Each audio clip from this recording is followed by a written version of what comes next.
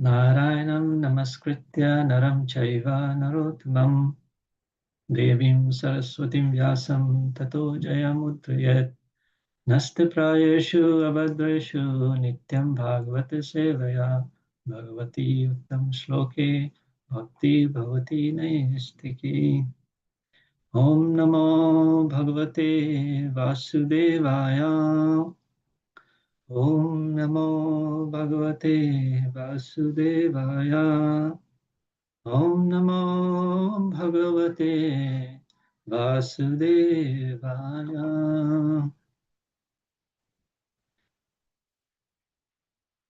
So today we are studying from Srīmad Bhāgavatam, Canto 1, Chapter 18,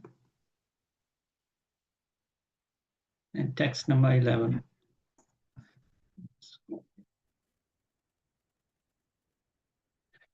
So this chapter is titled Punishment and Reward of Kali. And yeah, thank you, Prabhu. Before we go on the verse, just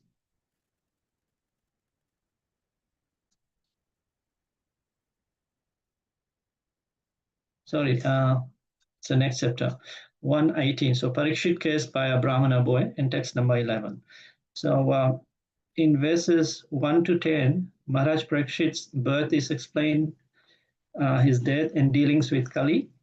And in verses 11 to 17, the eagerness of sages of Naimisharanya to hear Krishna Katha. So we are on that portion. So we'll recite the verse.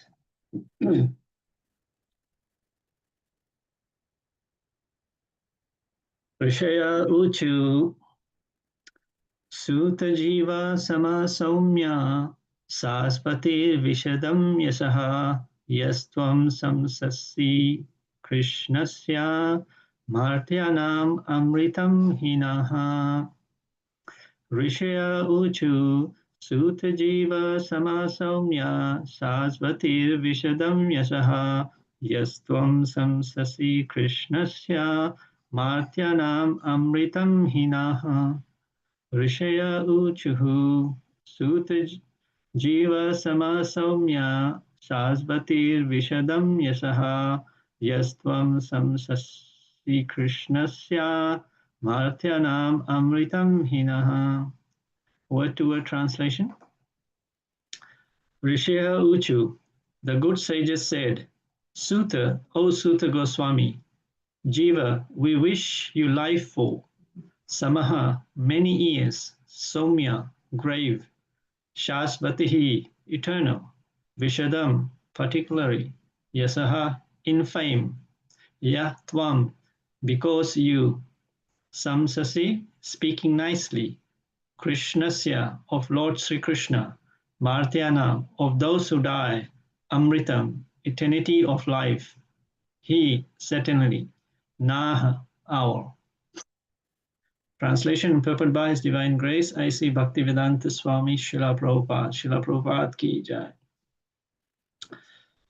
The good sages said, O grave Sūta Goswami, may you live many years and have eternal fame, for you are speaking very nicely about the activities of Lord Krishna, the personality of Godhead. This is just like nectar for mortal beings like us.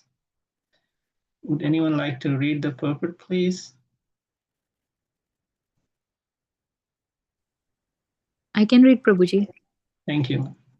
When we hear about the transcendental qualities and activities of the personality of Godhead, we may always remember what has been spoken by the Lord Himself in the Bhagavad Gita 4.9. His acts, even when He acts in human society, are all transcendental, for they are all accentuated by the spiritual energy of the Lord, which is distinguished from His material energy. As stated in the Bhagavad Gita, such acts are called divyam. This means that He does not act or take His birth like an ordinary living being under the custody of material energy, nor his body or material or changeable like that of ordinary living beings. And one who understands this fact, either from the Lord or from his authorized sources, is not reborn after leaving the present material body. Such an enlightened soul is admitted into the spiritual realm of the Lord and engages in the transcendental loving services of the Lord. Therefore, the more we hear about the transcendental activities of the Lord as they are stated in the Bhagavad Gita and Srīmad Bhāgavatam, the more we can know about his transcendental nature and thus make definite progress on the path back to Godhead. Thank you, Hare Krishna. Thank you very much, Mataji. Hare Krishna. Just read the translation one more time.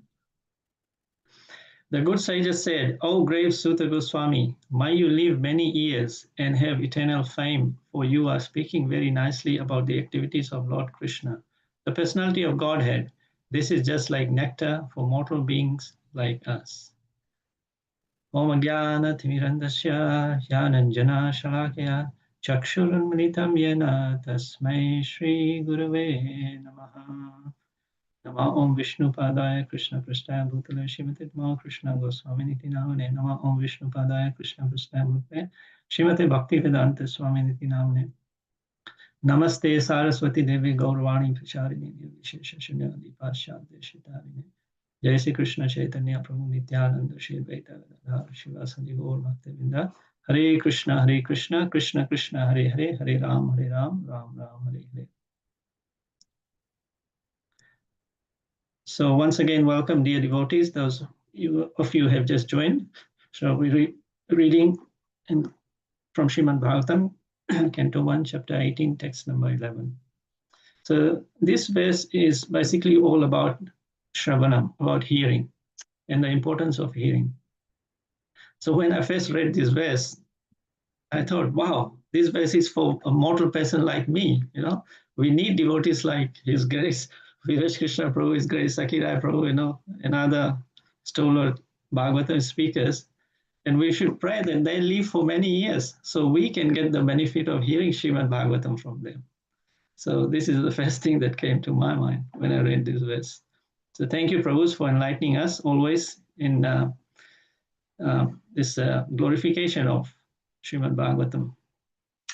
Because this verse highlights the importance of hearing and glorifying the transcendental activities of Lord Krishna. That's what Srīmad Bhāgavatam is. It's full of narrations of pastimes of Lord Sri Krishna.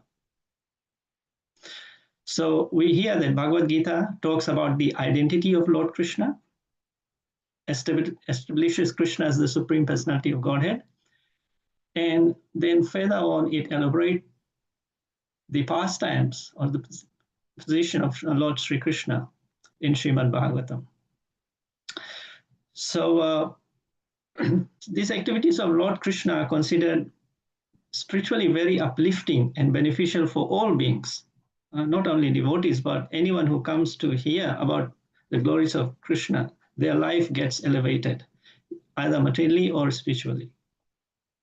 So here we see that Sutta Goswami, he received the blessings of the sages of Naimisharanya.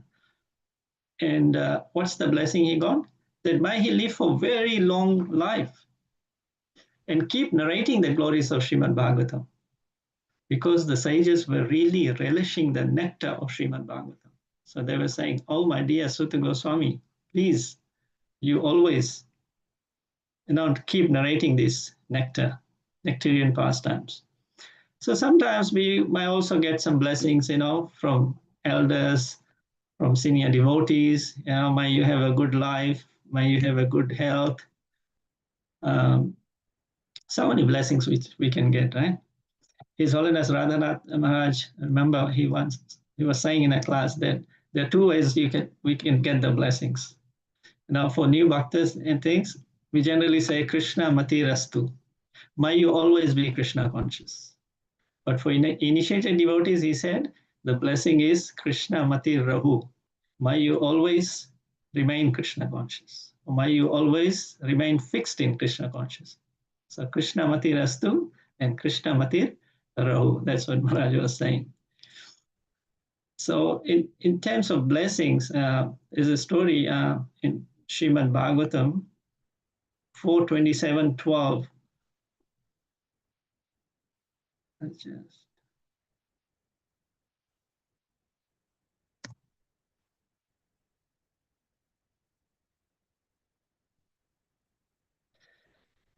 just going to put the verse there so for reference in case somebody wants to go and check. So in the purport of this verse, Srila Prabhupada talks about blessings.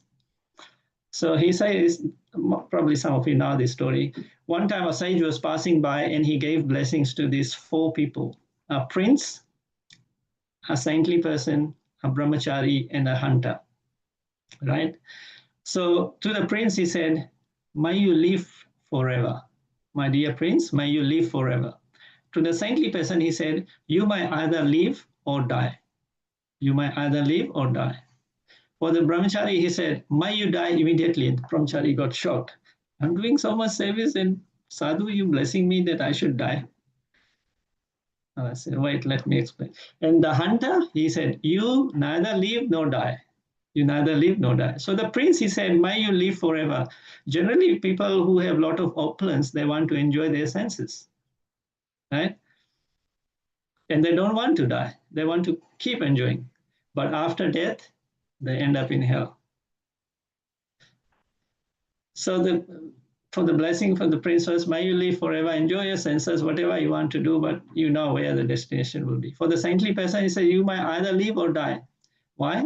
Because by living, you are preaching, you're serving the Lord, and after death, there's a change of service. You still will go and serve Krishna in the supreme abode.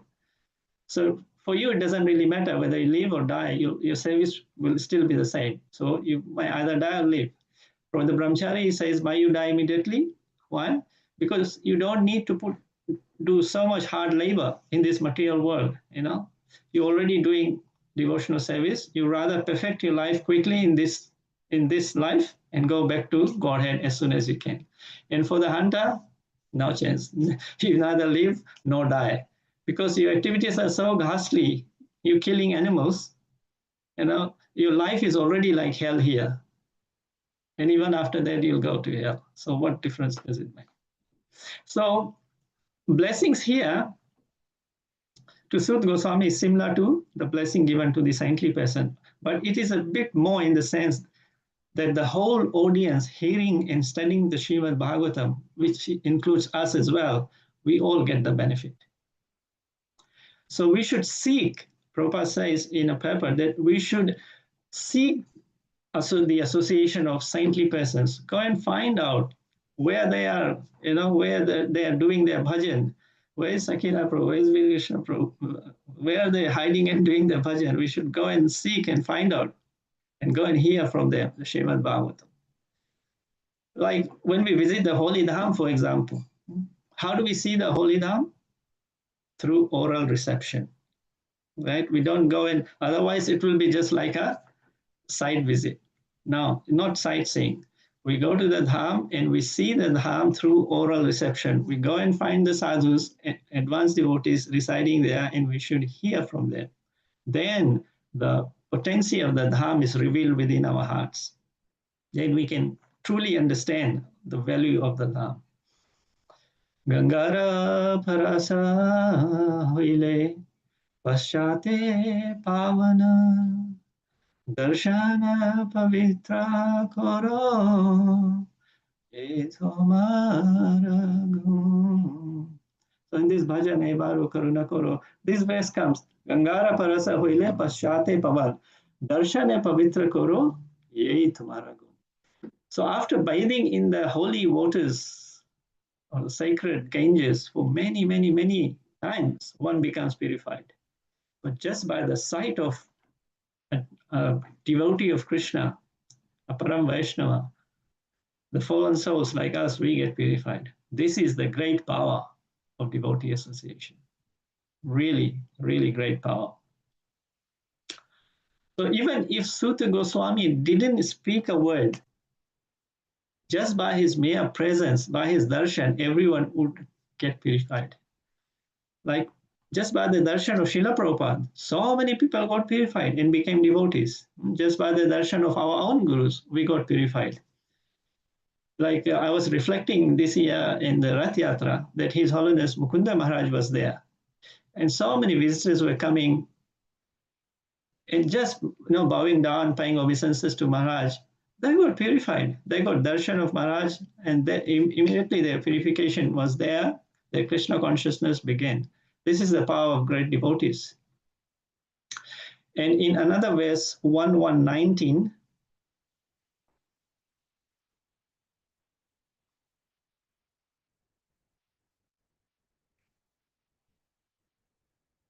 so just put down 1.1.19. So you can check this one as out. Here, Sutta Goswami himself says, Vayam tu na vitpiyama uttama shloka vikrame. Now, this verse is very interesting. If somebody knows the last quarter of this verse, the last word is pade. Please unmute and say the last quarter of the verse, okay? I'm just going to read the first 3 quarters. Vayam tu na vitpriyama uttama shloka vikrame yachanvatam rasagyanam. Can somebody complete this verse? Swadu, swadu, pade, pade. Thank you very much, Prabhu. Swadu, swadu, pade, pade.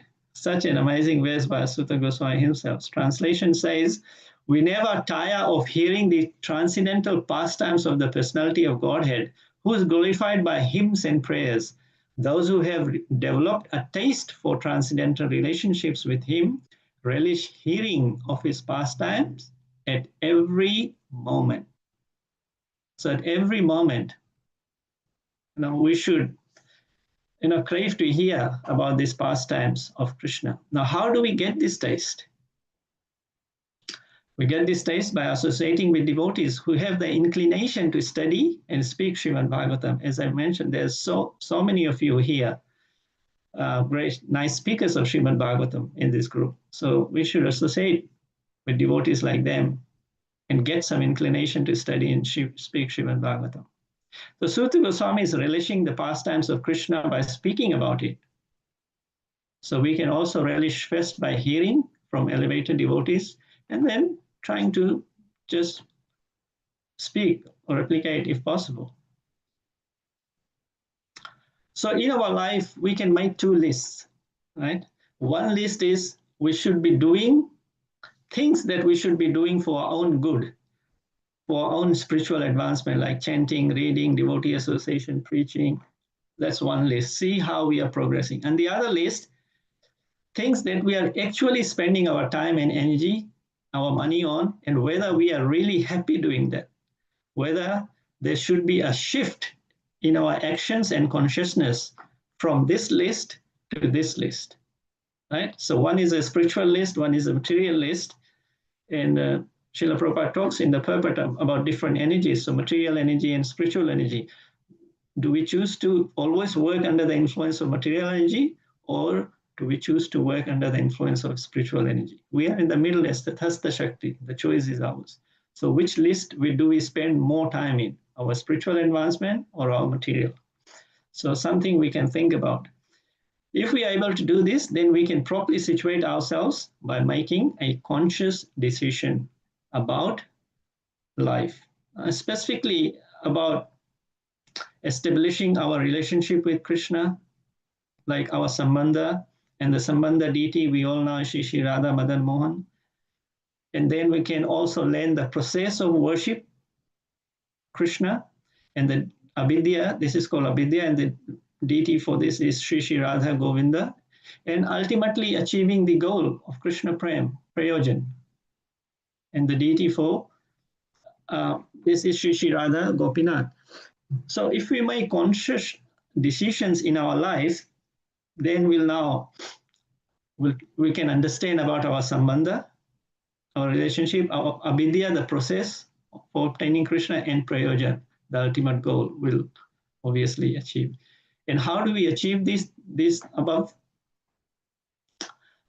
It's simple. Srila Prabhupada explains by 2 ways, by book Bhagavat and by person Bhagavat.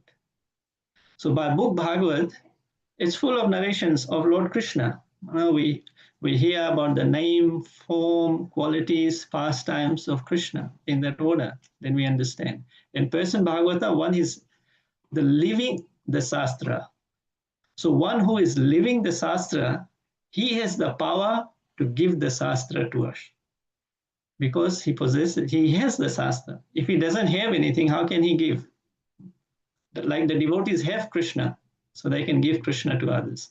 So similarly, the person Bhagavata, he is living the Shastra, so he has the power to give the Shastra to us. So by person Bhagavata and book Bhagavata, we can achieve all of the above. So we have to take full association of such a rare soul. Otherwise, we'll just be left with lamentation.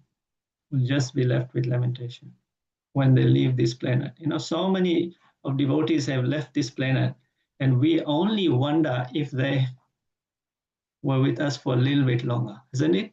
We just say, oh, I wish His Holiness Kadambakanan Maharaj was with us for a little bit longer. I mean, so many devotees. His Holiness Bhakti Charu Maharaj, His Holiness Gopal Krishna Maharaj, and so many other stalwarts. I remember when His Holiness Srila Tamal Krishna Goswami Maharaj, my Guru Maharaj, he was the Guru for Fiji then. So devotees took it for granted, oh, Guru Maharaj will come every time, you know, will take initiation, you know, in 1 year, 2 years time. But when he suddenly left, like if Srila Prabhupada calls his dear disciples, they just have to drop everything and go, right? So when Srila Prabhupada called him, he suddenly just left. And devotees in Fiji were devastated, you know, they were torn apart. They said, oh, Guru Maharaj just left, what do we do now? So my plea, humble request is, if anyone is thinking of taking initiation from a spiritual master in ISKCON, please do so immediately. Don't wait, because we never know what Krishna's plan is. So any material activity we do, including our own bodies, you know, it goes through the 6 changes. Again, in the purport, Srila Prabhupada mentions about the spiritual activities, material activities like that. So not only our bodies undergo these 6 transformations, but any material activity you can think of, you know, it undergoes through these 6 changes. Only our spiritual activities do not go through the 6 changes because they keep multiplying. The spiritual bank balance keeps multiplying. So His Holiness Mahavishnu Maharaj once said in a lecture, and he quoted a verse by Sripad Madhvacharya on the 6 transformations. Sad vikaraha sarirasya na vishnustad gatasya chatad adhinam sariram cha nyatvatad mamatam tyajet. So the 6 transformations of this material body does not affect Lord Vishnu, nor the pure devotees of Lord Vishnu who have surrendered to his lotus feet. Therefore, one should give up the attraction for this material body and the thought that I am this body. So Maharaj, he said, obviously we know the 6, you know, the body takes birth, there is some growth, maintenance, there is some expansion, byproducts, then there is deterioration, and then death, dwindling, and then death. So Maharaj has coined this very nicely, and he said, Srila Prabhupada gives me deliverance from death. SPGMEDD. Srila Prabhupada gives me deliverance from death. So there is starting point, then there is growth, maintenance, expansion, deliverance, meaning deterioration, and then death. So the interesting thing Maharaj said was, this is very, very interesting. He said, this body behaves all right if we neglect it. If we neglect the body, it behaves very nicely. The moment we are attracted to it and take care of it, then it gives us trouble. I thought that was very interesting. That if we neglect it, then it's fine.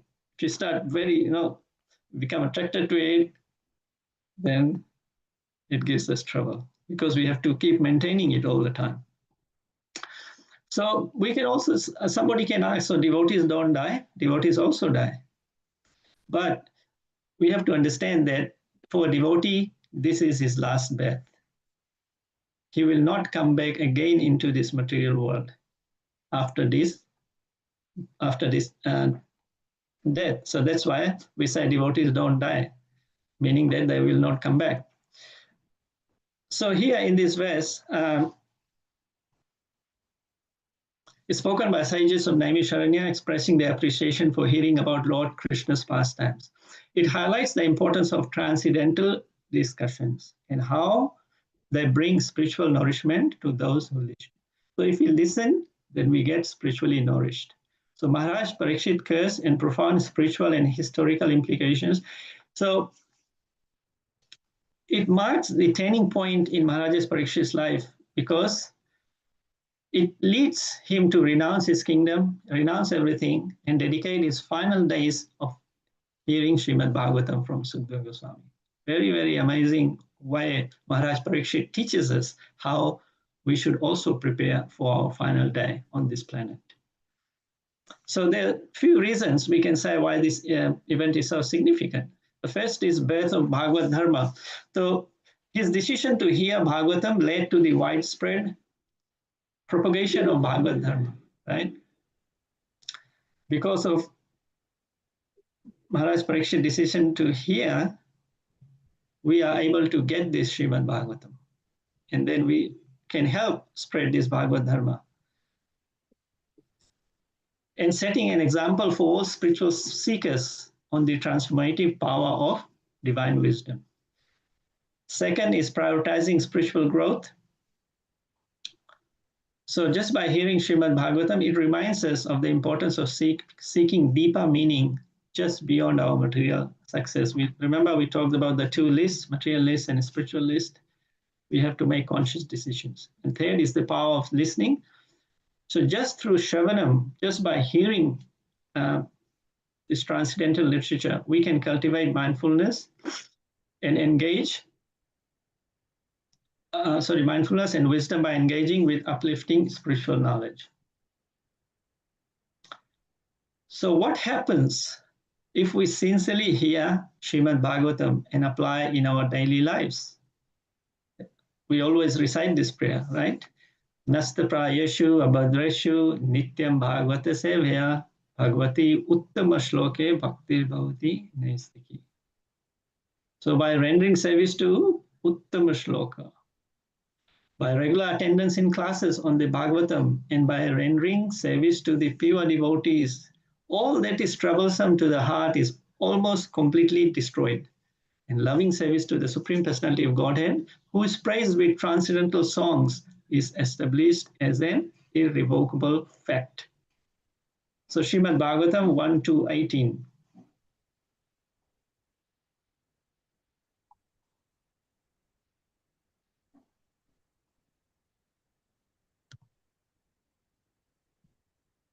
So here, we always recite this verse, that any abundance, any unwanted things that we have, impurities in our hearts, are destroyed just by oral reception, just by hearing the Srīmad Bhāgavatam. It's so powerful. Srīmad Bhāgavatam is non-different from Krishna. So we have to remember that. And what happens once our hearts are purified? Then we can understand, as Srila Prabhupada mentions in the purport, he quotes Bhagavad Gita verse 4.9. Janma karma chame divyam evam yoveti tadvataha tyaktva deham punarjanma naiti mameti suarjuna. So once our heart gets purified, then we can understand the transcendental nature of Krishna's appearance and his activities.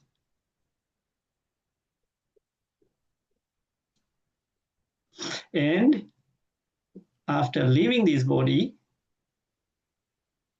we never return to this material abode again. But Krishna says, you attain to the spiritual abode, O Arjuna. So it's 7 o'clock here. Thank you very much for your kind attention. If anyone has any comments, please unmute and say so. Hare Krishna, Prabhuji.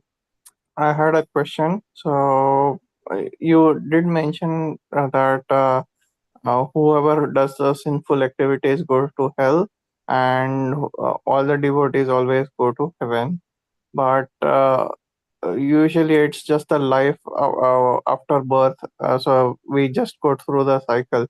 So if it is cyclical, then as the Western, why do we consider that there is hell and heaven? Sorry, I missed the last bit, Prabhu. As the Christian philosophy says, after the life there will be a commandment. One will go to hell and one will go to heaven. So, Yeah. what is the difference between those two and life after birth and death? So, what is the actual concept?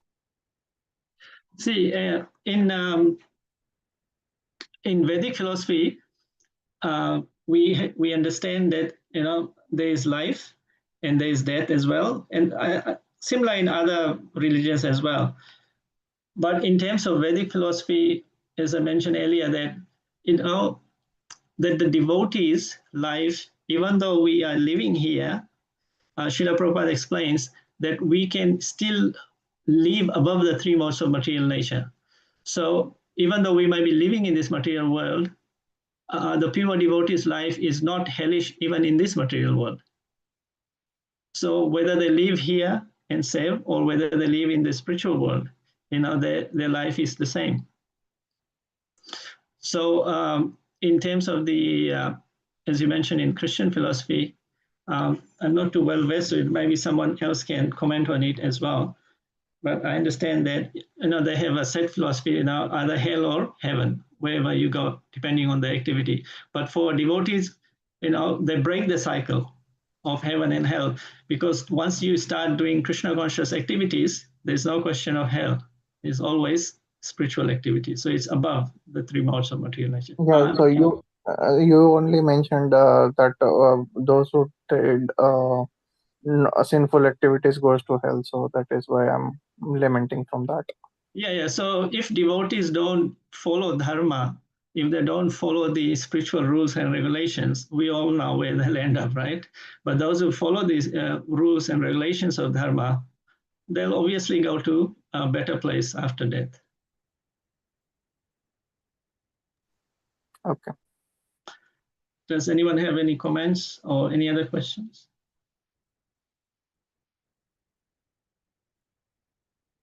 If not, so 7:03. Thank you very much for your kind attention. And I pray that we all have a nice Krishna conscious day. Thank you very much. Hare Krishna. Hare Krishna, thank you, Prabhu. Thank you, Prabhuji. Hare Krishna. Hare Krishna, thank you. Hare Krishna. Thank you, Prabhu. Hare Krishna. Hare Krishna. All glories to Srila Prabhupada. Hare Krishna, Prabhu.